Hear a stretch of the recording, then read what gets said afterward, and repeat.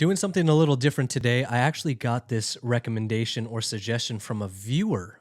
So shout out to Joe. Thank you for this suggestion. He suggested I take a look at some miniature games, so something that I can move through quickly, not some long end game grind that has a high, what ChessBase calls beauty rating.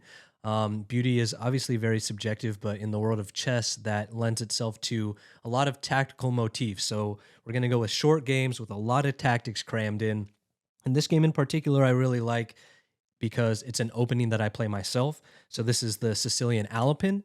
And if you're familiar with the Sicilian, that is an E4 opening from white, response C5 from black, and then 2C3. My brother hates when I play this against him, but I love it. It's a little bit slower. I feel like it's a little more controlled. White responds D5 after takes. I normally play D4 here. White actually in this game played knight F3, queen goes back, then they play D4, takes, and this is a pretty common position in the Alapin from here, and I'm not going to go super deep into the openings. The players are just going to work on getting their pieces developed, so we get knight F6, knight C3, E6, bishop D3, bishop E7, castles, and that is the last book move in this game. I should have mentioned this is a titled Tuesday game. It's a blitz game, so you're going to see eventually there's going to be a lot of inaccuracies and mistakes, but what really makes this game peg high on the beauty function is later in the game. So I'm going to continue through. I'm not going to analyze every single move. It's all pretty natural, getting the queen off the back rank. Everybody's trying to complete their development. Rook d1, getting this alignment with the queen. Knight b4, going after the light square bishop right away. White's not ready to part with it yet, so they go straight back. Knight's going to d5. White responds with knight e4, or knight e5, sorry. Bishop d7, getting the bishop off the back rank. Rook d3, got a little rook lift. Starting to see the ideas from white, maybe going after that h7 pawn after rook h3, which we will see on the board. Bishop what is the next move? Bishop c6, rook h3. Like I said, we're starting to target that h7 pawn. Knight takes c3. All right. And white actually elects not to take back here. So this is where some of these tactics come into play. White instead takes on h7 with check. Now you can see the evaluation bar immediately plummet because this is not a sound attack from black. After knight takes back and queen h5, white's still going for this mate in one idea, but what they failed to realize is black can very easily continue this attack. They deliver a check, which interestingly enough hangs the knight, so king steps over. Now, this is not what was played in the game. This next move, it's black's move. So the next move in this game, in the actual game, was bishop takes. And you're going to see now this is completely losing for black, even though they're up 6 points in material. So I'm actually going to go back one move, and I'm going to show you the continuation for black, which is actually really interesting. Again, now you see this is completely winning for black. The move is not bishop takes, it's bishop e4, okay? Even after queen takes this hanging knight, you've got queen d5, with the battery on g2.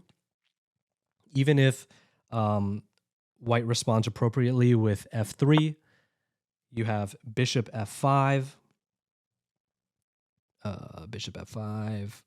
here. You've got g4 going after the bishop g6. We're just stepping back, and black can continue this kind of slow grind. White does not have enough resources to defend its king. You can see black's king is very, very well defended. And if we continue down kind of top engine lines, bishop e3, defending that pawn, bishop d6,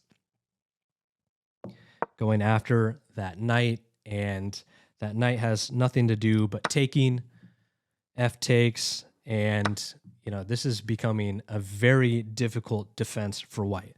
So now, okay, I've gone pretty far down this path of how black should have continued their attack, but instead we're going to go to the position that I said actually happened in the game. So bishop takes here. We've got the queen is back here. They didn't take this knight. That was down here. Let me just make sure I get this position correct. We've got this is here. The queen's still here. Bishop is here. We're almost there. That didn't happen. I think we're in the position. So now this is what actually occurred in the game. Bishop takes. Okay, maybe black was thinking, all right, I've got to give a check because white is threatening mate in 1, and I probably have enough activity to complete this attack and not give up mate in 1.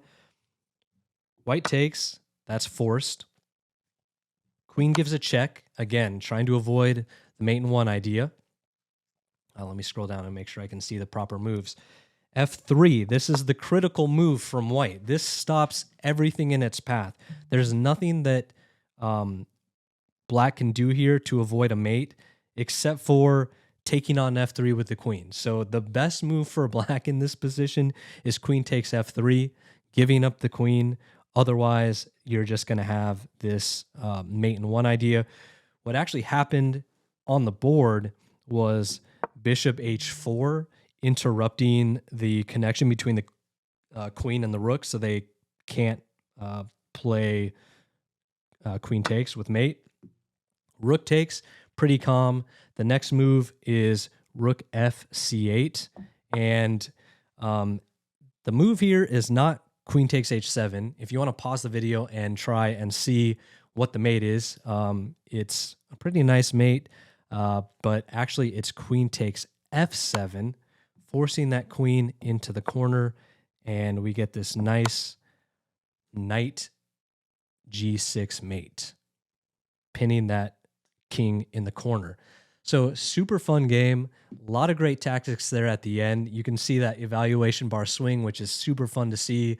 Anytime you're watching like high level chess, you want to see that. It makes it more exciting for the viewer. Obviously for the players, as black, you're looking back at that game and you're thinking, man, I could have kept that attack going, but it was just a little slower than they wanted. And it goes to show you also, when you're playing, sometimes the threat is actually worse than, like the idea of the threat is worse than the threat itself. So if we went back to, and I'll show it on the actual board here, but if we go back to here, what compelled black to take on G2 may have just been this idea of mate in 1 on H7, when in reality, they didn't actually have to take. They could have defended against the mate, like I showed, by playing bishop E4 and continued the attack. So super interesting game. I hope you found this interesting. This is a different style of video for me. If you have a game that you think would be a fun one to take a look at, let me know. I will hopefully keep doing these. I think it was really fun from my perspective. Got to learn a little bit about an opening that I play. But until the next video, take care, guys. I think one last thing, if you enjoyed this, like the video, subscribe to my channel if you aren't already. It's the best way you can continue supporting me in this YouTube journey. And lastly, a quick shout out to Chestnut, who sponsors my YouTube channel and my Twitch streams. You can use coupon code Cameron at Chestnut. I think right now they're doing an Easter promotion where my discount code will get you 17% off most boards. So go check that out if you've been considering getting a Chestnut board. It's super, super fun. You can go. I have plenty of videos reviewing and using these boards. So with that, I'll end the video. Got that done in under 10 minutes. I really enjoyed it. Hope you did as well. Until the next one, take care, guys. Thanks.